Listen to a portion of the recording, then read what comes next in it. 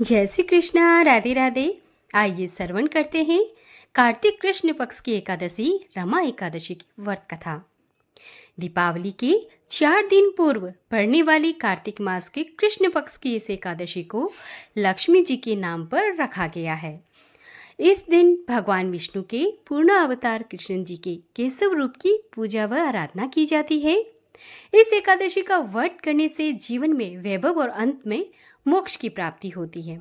युधिष्ठिर कहने लगे, हे भगवान, आप मुझे कार्तिक कृष्ण एकादशी का नाम तथा इसकी विधि और इसके करने से क्या फल मिलता है सो विस्तार पूर्वक कहिए। भगवान श्री कृष्ण बोले, इस एकादशी का नाम रमा एकादशी है। ये बड़े बड़े पापों को नाश करने वाली है। मैं तुमसे इसकी कथा कहता हूँ, सो ध्यानपूर्वक सुनो। हे राजन, प्राचीन काल में मुचुकुंद नाम का एक राजा था। उसकी इंद्र, यम, कुबेर, वरुण तथा विभीषण के साथ भी मित्रता थी। वह बड़ा ही धर्मात्मा, विष्णु भक्त और न्यायप्रिय था। उस राजा की चंद्रभागा नाम की एक कन्या थी। राजा ने चंद्रभागा का विवाह राजा चंद्रसेन के पुत्र सोबन के साथ कर दिया। एक समय वह अपने सोबन ससुराल आया। उन्हीं दिनों में जल्द ही पुण्यदायिनी रमा एकादशी भी आने वाली थी। जब व्रत का दिन समीप आ गया तो चंद्रभागा को अत्यंत चिंता हुई कि मेरे पति दुर्लभ हैं, वह व्रत कैसे करेंगे और मेरे पिता की आज्ञा अति कठोर है। दशमी को राजा ने ढोल बजवाकर सारे राज्य में ये घोषणा करवा दी कि एकादशी को कोई भी अन्न ग्रहण नहीं करेगा। घोषणा सुनते ही सोबन को अत्यंत चिंता हुई और वह अपनी पत्नी से कहा, हे प्रिय, अब क्या करना चाहिए? मैं तो किसी प्रकार से भी भूख सहन नहीं कर सकूंगा। ऐसा उपाय बतलाओ जिससे मेरा कष्ट बच सके, अन्यथा मेरे प्राण अवश्य ही चले जाएंगे। चंद्रभागा कहने लगी, स्वामी, मेरे पिता के राज्य में एकादशी के दिन कोई भी भोजन नहीं करता है। यहाँ तक कि घोड़ा, हाथी, गौ आदि भी तरण, अन्न, जल आदि ग्रहण नहीं करते। फिर मनुष्य कैसे भोजन कर सकता है? यदि आप भोजन करना चाहते हैं तो किसी दूसरे स्थान पर चले जाइए। यदि आप वहां रहना चाहते हैं तो आपको एकादशी का व्रत तो करना ही पड़ेगा। ऐसा सुनकर शोभन ने कहा, हे प्रिय, मैं व्रत तो अवश्य करूंगा, जो भाग्य में होगा सो देखा जाएगा। ऐसा विचार कर उसने व्रत रख लिया और वह भूख और प्यास से अत्यंत पीड़ित होने लगा। जब सूर्य नारायण अस्त हो गए और रात्रि को जागरण का समय आया, वह शोभन को अत्यंत दुखदायी प्रतीत हुआ। प्रातःकाल होते ही शोभन के प्राण निकल गए। तब राजा ने उसका दाह संस्कार करवाया, परंतु चंद्रभागा अपने पिता की आज्ञा से सती नहीं हुई और उसने अपने पिता के घर में ही रहने का विचार किया। रमा एकादशी के प्रभाव से शोभन को मंद्राचल पर्वत पर धन धान्य से युक्त तथा शत्रुओं से रहित एक सुंदर देवपुर नगर का राज्य प्राप्त हुआ। देवपुर सुंदर स्वर्ण खंभों में निर्मित था तथा उसमें शोभन को बहुमूल्य वस्त्र व आभूषण भी मिले।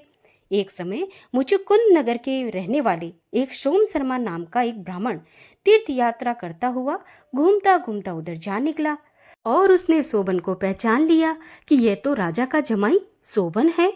शोभन भी उनको पहचान कर अपने आसन से उठकर उनके पास आया और प्रणाम करके कुशल पूछी। ब्राह्मण ने कहा, राजा मुचुकुंद और आपकी पत्नी चंद्रभागा आपके वियोग में बहुत ही दुखी है।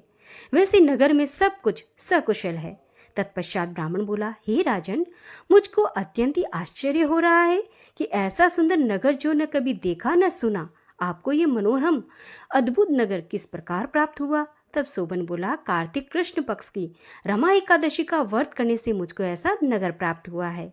यह अस्थिर है। इस पर ब्राह्मण बोला, हे राजन, परंतु ये स्थिर क्यों नहीं है और ऐसा स्थिर कैसे हो सकता है? सो आप मुझे बताइए, फिर मैं इसका उपाय करूंगा। शोभन बोला, मैंने इस व्रत को श्रद्धा रहित होकर किया, अतः यह सब अस्थिर हो गया है। यदि आप मेरी पत्नी चंद्रभागा को यह सब वृतांत कहे जिससे ये उसका उचित उपाय करे और यह स्थिर हो जाए।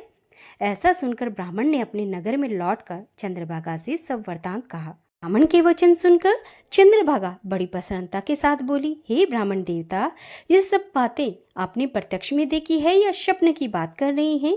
ब्राह्मण कहने लगा, हे पुत्री, मैंने मंदराचल में तुम्हारे पति शोभन को प्रत्यक्ष देखा है, साथ ही देवताओं के नगर के समान उनका नगर भी देखा है। उन्होंने यह भी कहा है कि यह स्थिर नहीं है जिस प्रकार स्थिर हो सके उसका उपाय करना चाहिए। चंद्रभागा कहने लगी, हे विप्र, तुम मुझको वहां पर ले चलो। मुझे पतिदेव के दर्शन की तीव्र इच्छा है। मैं अपने किए हुए पुण्य से उस नगर को स्थिर बनाने का प्रयत्न करूंगी। सोम शर्मा यह बात सुनकर चंद्रभागा को साथ लेकर मंदराचल पर्वत के समीप वामदेव ऋषि के आश्रम में गया। वामदेव ऋषि ने उनकी बात सुनकर वेद मंत्रों के उच्चारण से चंद्रभागा का अभिषेक किया।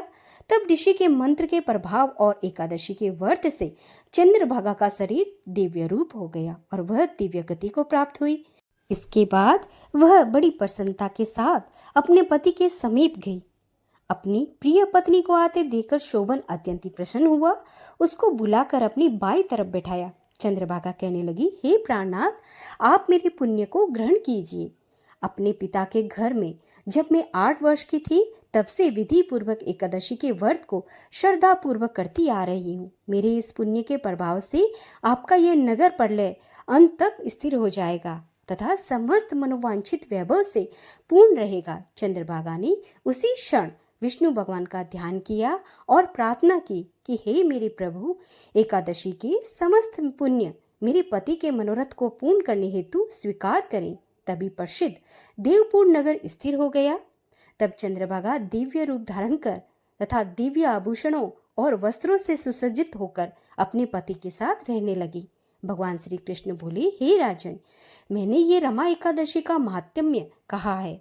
यह एकादशी चिंतामणि तथा कामधेनु के समान सब मनोरथों को पूर्ण करने वाली है तथा जो मनुष्य इस व्रत को करते हैं उनके ब्रह्म हत्यादि समस्त पाप नष्ट हो जाते हैं। कृष्ण पक्ष और शुक्ल पक्ष दोनों की एकादशी समान है। इनमें कोई भेदभाव नहीं करना चाहिए। जो दोनों को पढ़ते हैं अथवा सुनते हैं वे समस्त पापों से छूटकर विष्णु लोक को प्राप्त होते हैं। तो भक्तों, यहाँ पर कार्तिक कृष्ण पक्ष की रमा एकादशी कथा का समापन होता है। श्री कृष्ण गोविंदे हरे मुरारी, हे नाथे नारायण वासुदेवा। श्री कृष्ण गोविंदे हरे मुरारी, हे नाथे नारायण वासुदेवा। बोलिए भगवान विष्णु देव की जय हो। बोलिए दामोदर भगवान की जय हो। बोलिए तुलसी माता की जय हो।